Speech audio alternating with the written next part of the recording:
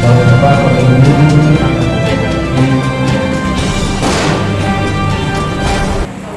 di acara ini gratis, mulai dari Satgas Merdeka, Satgas Keluarga Perusahaan, Satgas Daerah Gubernur, itu di visi Bandita bisa belajar ini berikutnya berkaitan stunting ini. Stunting ini sangat penting, saking pentingnya menurut saya mungkin pas bulan 6 ini pembentukan tim RKP ya. Bulan 6 itu pembentukan tim RKP, jadi rencana kerja pemerintah. Bulan apa itu bahwa pirang-pirang dimusyawarahkan di RKP itu. Nah, karena stunting sangat pentingnya dirembukan sendiri, dibedakan waktunya, berbeda dengan penyusunan RKP. Dan hasil dari rembuk stunting nanti tetap dijadikan satu dengan hasil dari RKP untuk dibawa ke musyawarah rencana pembangunan desa Musrenbades nanti sekitar bulan 9, pembentukan RKP bulan 6. Nah, jadi saya ngomong betul penting stunting itu perencanaannya ikut nanggung RKP itu aja. Karena saking pentingnya disendirikan sehingga tanpa memikirkan yang lain. Salah penyusunan RKP loh, kira perbaikan jalan, irigasi, pemberdayaan dan lain sebagainya.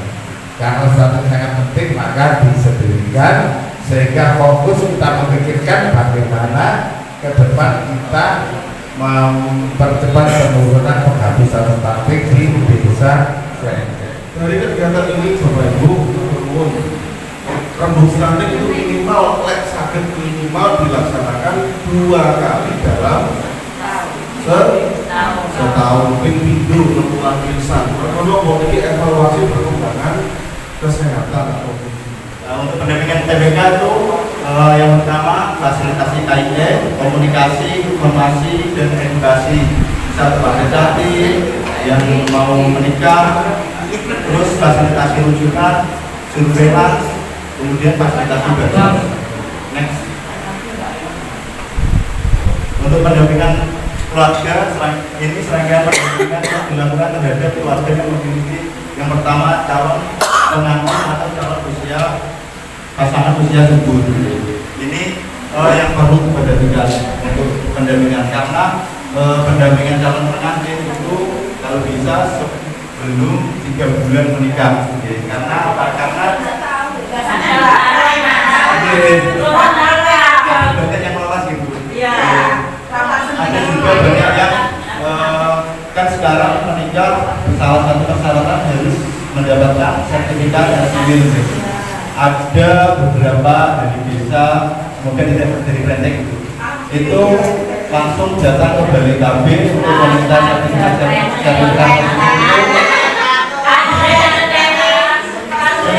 itu langsung ada yang besok menikahnya, terus pendampingannya itu kapan gitu. Terus ada juga yang seminggu sebelum menikah itu baru meminta sertifikat tersebut. Jadi kalau cantiknya itu ada mungkin anemia, jadi tidak bisa diperbaiki sudah menikah. Perbaikannya juga kadang juga ada yang usianya masih di bawah umur, di bawah 19 tahun. Terus kemudian pendampingannya pada ibu hamil. Ini sering terjadi juga pendampingannya waktu hamilnya sudah besar. Karena ada beberapa ibu hamil yang tidak diperlihatkan kehamilannya gitu. Kemudian ibu persalinan, terus kemudian anak usia sampai 99 bulan. Yang dilakukan TBK yang pertama identifikasi faktor resiko stunting, surveillance atau pengamatan berkelanjutan. Itu kedua KIE atau penyuluhan kepada yang menyertai itu ada cari bumi. Terus yang ketiga, fasilitasi pelayanan kesehatan dan rujukan. Yang keempat, fasilitasi penerimaan bantuan sosial. Mungkin ada yang bumil yang kurang mampu atau yang belum mempunyai jawaban bisa untuk diajukan pengusulan. Terus nomor 5, pelayanan lainnya untuk melakukan pencegahan kepada keluarga dengan risiko melahirkan anak-anak stunting.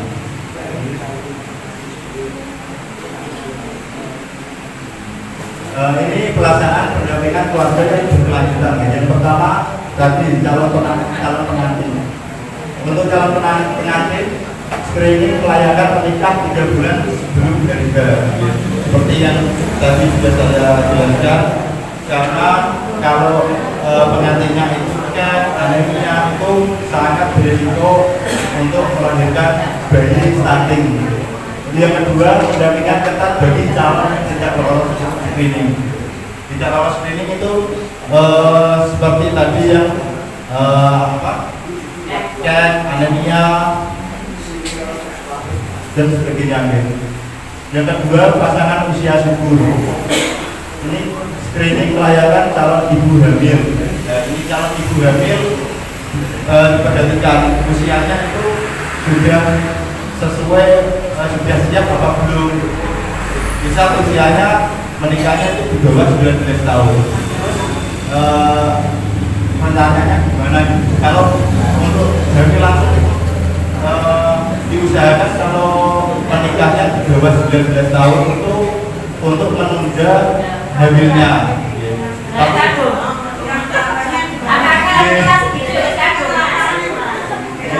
Emang dispensasi nikah bulan Januari Februari jadi itu yang masuk di kabupaten itu sudah banyak dan 60% gitu ya. 60% ibu, jadi 40%-nya itu belum hamil, tapi yang 60% itu kan berhamil sekali gitu. Jadi ada potensi untuk melahirkan bayi stunting. Yang kedua, pendampingan dan pelayanan kontrasepsi untuk menunda kehamilan. Nah, ini untuk yang belum hamil, yang menikahnya usia di bawah 19 tahun itu kalau bisa menggunakan alat kontrasepsi dulu dan menggunakan alat kontrasepsinya yang ringan seperti kondom, tidak mengandung hormon pada tubuhnya. Kalau usianya sudah 21 itu kan berarti sudah siap, sudah cukup, itu baru boleh hamil karena sel telur itu siap dibuat itu di usia 21 tahun untuk perempuan. Terus yang ketiga, penajaman promosi KIE dan komunikasi antar pribadi atau konseling. Ini harus dibicarakan kepada remaja-remaja juga yang belum menikah agar tidak menikah usia dini dan tidak pergaulan bebas. Terus kemudian di masa kehamilan, yang pertama pendampingan screening awal, yang kedua pendampingan ketat kehamilan, resiko stunting dan patologis. Patologis itu kehamilan yang ada resikonya, ada penyulitnya gitu, ada penyakit bawaan gitu. Terus yang ketiga pendampingan kehamilan yang sehat, yang keempat pendampingan janin terindikasi resiko stunting, yang kelima deteksi dini setiap penyakit. Yang kedua langkah yang keempat masa nifas, memastikan KPPP ASI eksklusif, imunisasi, asupan gizi ibu menyusui dan tidak ada komplikasi masa kehamilan.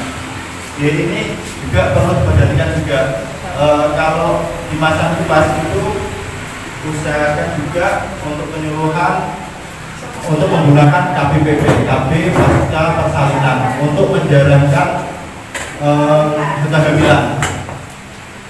Yang baik itu apa? Itu yang paling baik itu IUD karena kalau IUD-nya sudah masa aktifnya sudah habis, itu anaknya sudah besar dan juga tidak mengandung hormon. Terus memastikan ASI eksklusif, gitu. Jadi bayi 6 bulan itu harus full ASI, gitu. Terus asupan gizi untuk ibu menyusuinya juga diperhatikan. Kemudian memastikan kunjungan postnatal care. Nah, ini juga. Terus yang kelima, gitu, balita 0 sampai 23 bulan. Ini balita sampai 2 tahun, gitu. Ini juga diperhatikan. Yang pertama, screening awal bayi baru lahir, pendampingan tumbuh kembang bayi lahir sehat, 3 pendampingan dan pelayanan bayi 0 sampai 23 bulan dengan resiko stunting. Jadi untuk penyembuhan stunting itu berusianya di usia sampai 2 tahun, ya, 0 sampai 23 bulan. Karena dalam usia tersebut itu bayi untuk pembentukan otaknya itu begitu. Terus kemudian kalau penyembuhan stunting di usia lebih dari 2 tahun itu agak sulit karena otaknya sudah terbentuk. Ada yang sehat, bisa sehat, tetapi rasionya kecil, lebih usia di balita 0 sampai 23 bulan. Terus untuk dasar tadi, Bu, untuk dasar tadi mungkin saya sedikit usulan, gitu, Pak. Selama ini kan yang dikasih dasar itu kan yang stunting, gitu. Mungkin kalau usulan dari saya itu yang pasti juga dikasih boosting juga, gitu. Karena yang boosting itu kan belum stunting tapi mendekati stunting, dan untuk itu di stop di situ, gitu, Pak. Mungkin sedikit usulan di bawah 2 tahun yang diutamakan atau prioritas, gitu. Agar tidak tumbuh balita atau balita stunting lagi, gitu. Karena sudah di stop di situ. Terus yang ke balita sampai 59 bulan atau 5 tahun, ini pendampingan pengasuhan dan pemantauan tumbuh kembang balita. Bilang 635. Capaiannya lumayan 98%. Tapi angka stuntingnya kita itu masih di angka 8%. Alhamdulillah, dari tahun lalu turun dari 13 ke 14% jadi 8%. Dulu soalnya kalau saya lihat yang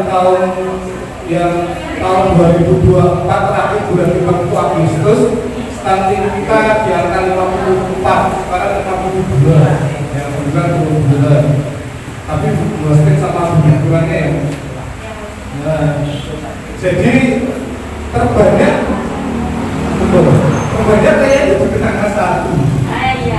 Kenanga 1 banyak sendiri.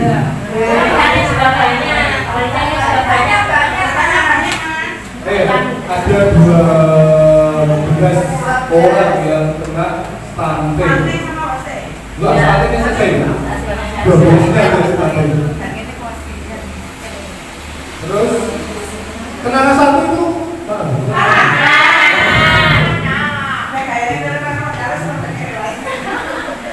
kenanga 1 larangan. Nah, itu mungkin ini mungkin di sini ada perwakilan dari Pak RT, mungkin bisa minta tolong untuk keluarganya yang punya balita, kira-kira sekiranya kabupaten posyandu mempunyai warganya, jadi gini, biasanya kalau malu, biasanya kalau bapak-bapak itu, termasuk saya kan agak cuek dari seperti itu.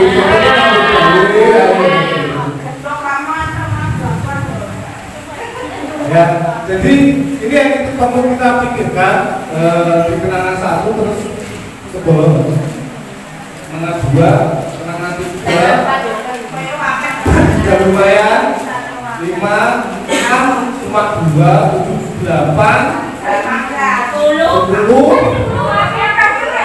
Ya sudah, itu 12 dua. Nah, jadi mungkin ya KPR ya lumayan.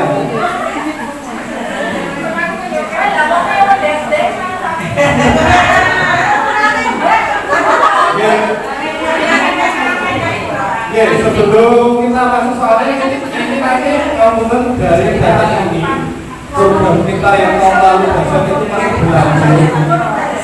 Ya, program dasar itu bisa masih berlanjut. Jadi nanti kita di sini sekalian bentuk tim dasarnya, tim dasar plus nanti tempatnya di mana plus kalau nanti untuk pelaksanaan sudah ada